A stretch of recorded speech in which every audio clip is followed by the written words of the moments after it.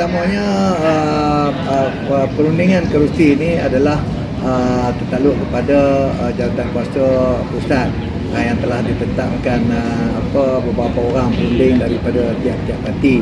Jadi untuk di peringkat negeri ini kita hanya memberi cadangan penyelesaian di peringkat bawah.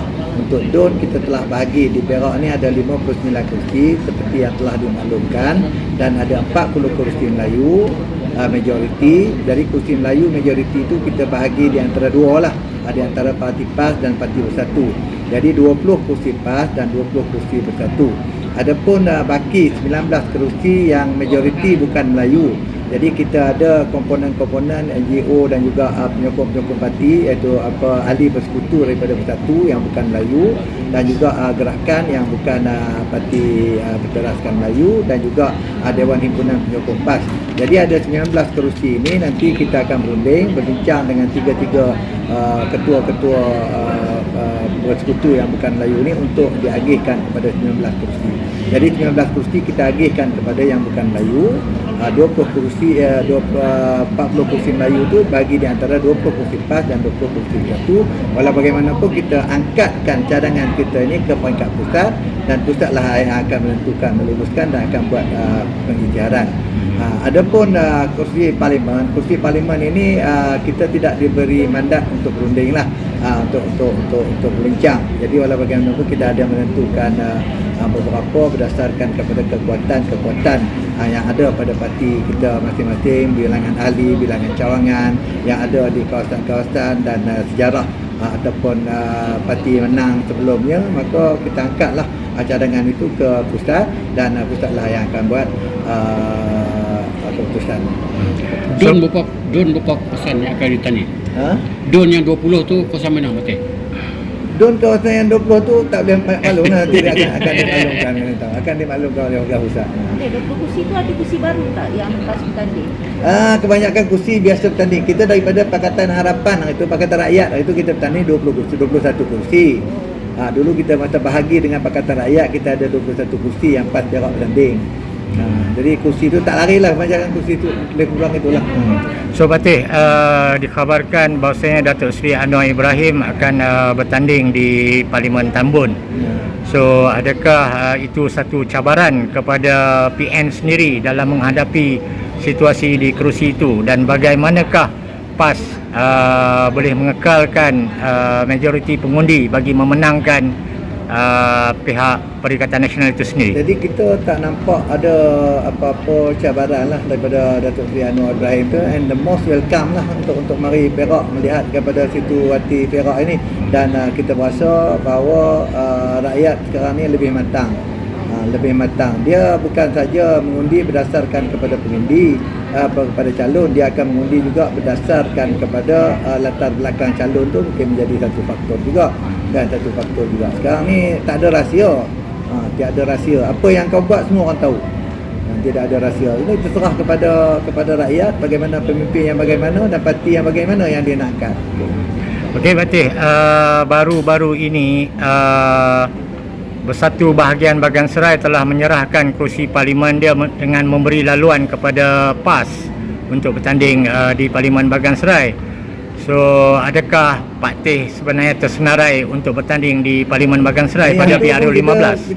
Kita tak tahu sebab Pak Teh sendiri bertanding ke tak bertanding pun tak tahu. Sebab kita keputusan untuk menaikkan tandung itu bukan kita, parti yang bawa. Mana-mana parti yang bagi nama kita tak bertanding. Kalau parti tak bagi nama, tak bertanding lah kita. Tak ada masalah.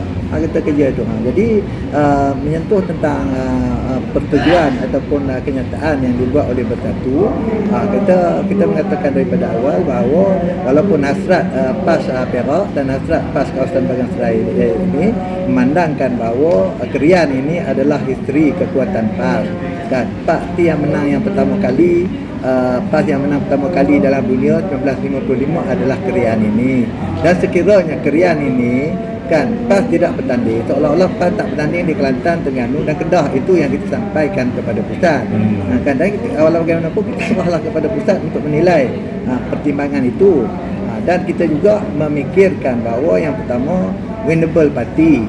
winnable candidate. Ini dua perkara yang kita tu bukan kita nak bawa winnable candidate calon yang popular di Gombak, atau di Kuala Lumpur boleh bertanding dalam kawasan yang berlatar belakangkan di Keria ni. Perlu diambil kajian secara makro kan, sebab latar belakang pengundi di Keria ini dia ada sensitivitinya. So adakah perkataan sekiranya PAS tidak bertanding di Bagan Serai itu seolah-olah tidak bertanding di Kelantan dan Terengganu itu merupakan satu ayat sebenarnya paksaan di dalam lembut bagi merebut kerusi yang ada di sini? Kita tak maksudnya sekarang kita duk pergi tengok winnable candidate, winnable party. Kalau winnable party, acceptable party tu parti mana yang diterima. Jadi sekiranya kan kita meletakkan sesuatu yang tidak bersesuaian dengan tempat itu, maka ini boleh membawa kepada kekalahan. Itu saja yang kita sampaikan. Tapi pimpinan kita lebih maklum lah, pimpinan lebih maklum. So melihat dalam keadaan situasi PAS masih lagi sehingga ke akhir ini memberi keputusan seolah-olah untuk bermain dalam 2 kolam lagi.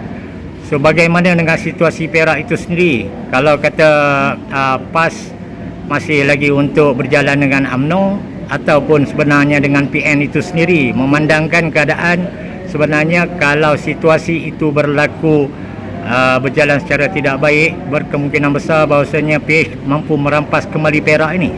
Tak mungkin kita melihat mudarat yang lebih besar, dan perjuangan PAS bagaimana bukan kita berjuangkan berdasarkan matlamat menghalalkan cara. Dan jadi PAS ni berdasarkan kepada tunjang Al-Quran, hadis, sunnah. Jadi Quran kata kita kena menyatukan ummah. Itu kehendak Al-Quran sendiri, kehendak Allah Subhanahu Wa Taala. Kita tak boleh lari daripada kehendak Allah Subhanahu Wa Taala. Jadi kita akan meneruskan kerja ini walau di mana bagaimana juga keadaan. Tapi ada pun dalam menghadapi pilihan raya, situasi semasa apabila sampai kepada tarikh penamaan calon, itu memang harus ditetapkan. Dan kita pun semalam ada Peringkat Negeri Perak telah pun melancarkan sambutan ulang tahun Perikatan Nasional. Jadi ini memberi signal lah, kita mengajak kepada semua masyarakat, semua parti-parti besar dan juga semua NGO, NGI dan parti-parti yang bukan Melayu yang tidak ekstrim untuk sama-sama kita membentuk negara serasjah, politik yang lebih stabil, politik realiti, bukan berasaskan kepada sentimen ataupun propaganda. Itu yang kita minta.